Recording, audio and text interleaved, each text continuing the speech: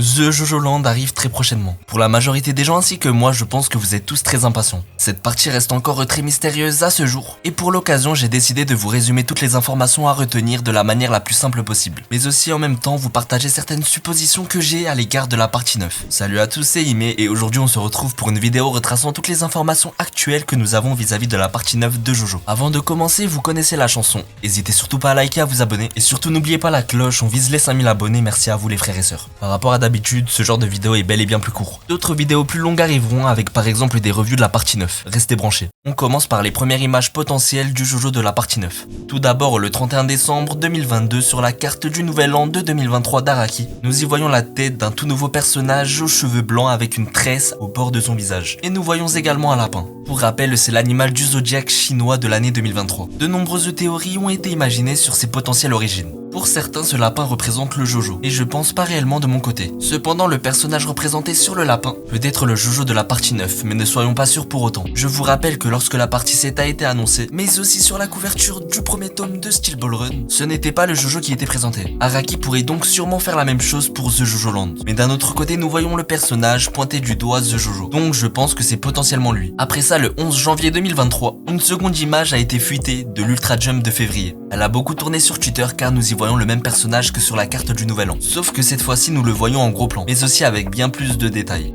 On voit qu'il a une allure masculine, ses cheveux recouvrent son visage et sa tresse a l'air plus courte que la première fois. N'empêche, je suis fasciné de voir à quel point Araki ne cesse d'innover en matière de chara-design. Chacun de ces personnages arrive à avoir leur propre style. Aucun des personnages Jojo ressemble à des personnages d'autres animés, par exemple. Pour revenir sur ce nouveau personnage, j'aime bien me dire que sa coupe loufoque est similaire à celle de Josuke.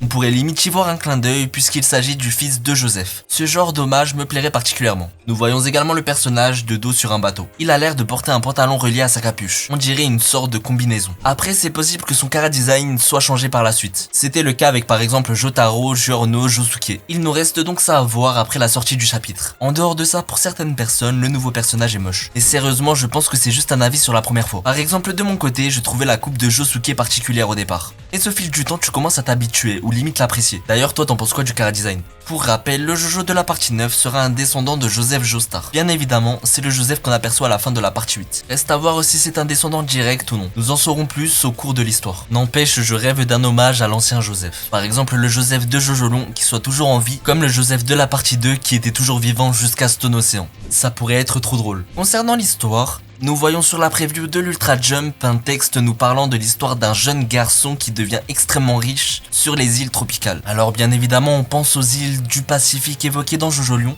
comme par exemple la Nouvelle-Guinée et les fruits mystérieux présents dans la partie 8, je pense qu'on apprendra sûrement davantage sur ce fruit mystérieux ainsi que ses origines. Aussi sur le bateau de la preview, on peut y voir un autre personnage dessus, peut-être un ou une Jobro, qui sait. Elle a des traits très ressemblants à la Hermès de Stone Ocean, peut-être sa version alternative, qui sait. Pour d'autres, ils voient Yotsuyu, un personnage de Jojo Lion. On n'en sait pas plus pour l'instant et je préfère éviter de faire des théories. D'ailleurs, le janvier 18 à 16h, c'est la date de la sortie officielle de l'Ultra Jump au Japon. Le Jojo Wiki a sorti le scan du nouvel annonce. C'est globalement la même chose que celle du Jump dernier mais en jaune. À l'exception de certains détails en plus, nous pouvons y voir des croquis avec dessus des palmiers et des voitures avec des planches de surf.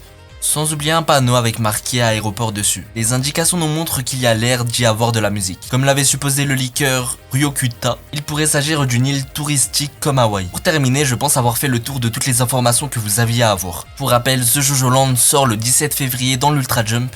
Il sera donc sous format mensuel comme Steel Ball Run ainsi que Jojo Lion. Ce type de format de vidéo est bien plus court que d'habitude, mais je trouve ça super intéressant pour tenir au courant les fans de Jojo. Qu'est-ce que t'en penses de ton côté? D'ailleurs, n'hésitez surtout pas à mettre vos théories en commentaire et d'essayer de trouver le nom du nouveau Jojo par exemple. Il vous suffit juste de trouver un prénom qui commence par Jo. C'était Ime, à la prochaine.